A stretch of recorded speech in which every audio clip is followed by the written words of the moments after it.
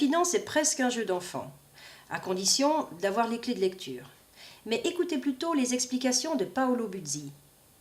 L'effet de levier. Qu'est-ce que c'est l'effet de levier? Ça permet d'acheter des actions en ne possédant qu'une partie de la somme nécessaire à l'achat des actions. Je m'explique. Donc, si vous voulez acheter des actions pour 4000 francs et vous ne possédez que 1000 francs, vous pouvez le faire pour autant que votre banque vous mette à disposition les fonds nécessaires à l'achat de ces titres. L'avantage, c'est que si vous arrivez à revendre ces actions pour un prix supérieur, le gain sera sur ces 4000 francs, donc vous aurez un effet multiplicateur sur les gains.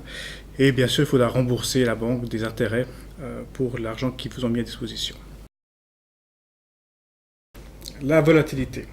Alors, vous savez que quand on investit, on essaie d'optimiser un peu le rapport du risque par rapport à la performance.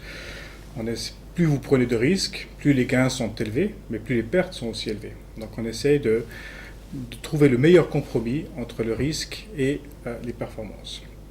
Alors il y a un élément pour mesurer ce risque qui s'appelle la volatilité. C'est vraiment une mesure de risque.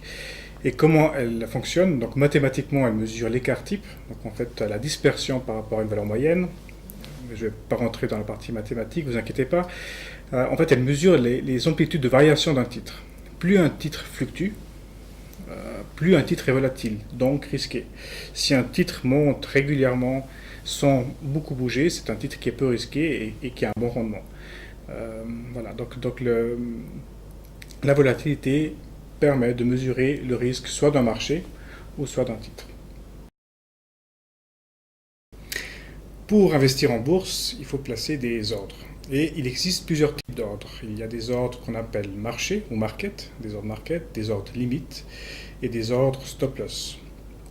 Pour les ordres market, en fait, c'est simplement placer un ordre et le marché vous dira à quel prix vous l'avez acheté. Vous dites, je veux acheter 100 pièces de ce titre à n'importe quel prix.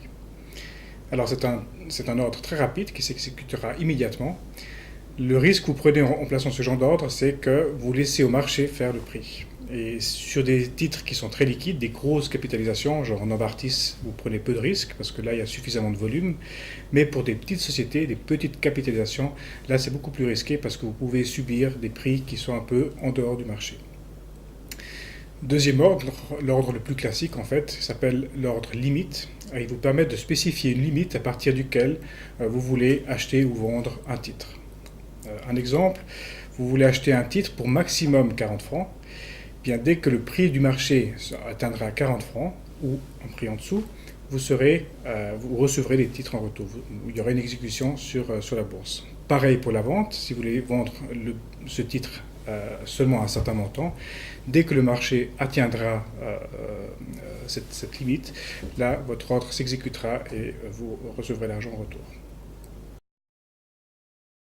Comme son nom l'indique, stop loss, c'est arrêter la perte. Alors c'est un ordre préventif qui vous permet, une fois que vous possédez une action dans votre portefeuille, de limiter les pertes au cas où le marché baisse ou au cas où le marché va contre vous.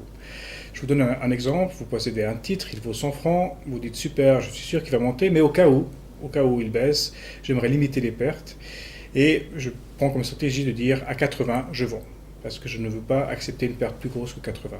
Pour ce faire, vous allez placer en bourse un ordre stop loss en indiquant ces fameux 80 comme limite conditionnelle à la vente.